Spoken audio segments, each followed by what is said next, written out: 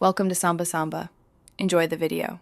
You begin by ensuring your device is updated and Track Wallet is installed so permissions work correctly. Tap Create to make a new wallet or import to restore from a seed. Choose the option that matches your situation. Once done, the app will display a seed phrase. Copy it on paper and store it offline because it's the only recovery method. Make sure to set a strong passcode and enable biometric unlock to balance convenience and safety.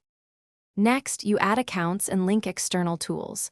Tap Add Account and pick Bitcoin, Ethereum, or any custom token, then name each account for clarity. If you use hardware wallets or other apps, connect through Wallet Connect. This keeps private keys on the external device while letting Track Wallet sign transactions. Once connected, enable push notifications and set transaction limits for approvals so you avoid accidental large transfers. This reduces risk while keeping your workflow smooth. To finish, review gas and fee estimates before you confirm any transaction. Paying a slightly higher fee often speeds confirmation.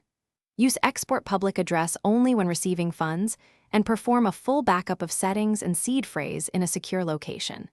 If something goes wrong, first restart the app. Next, verify network settings and re-import the wallet from your seed on a trusted device.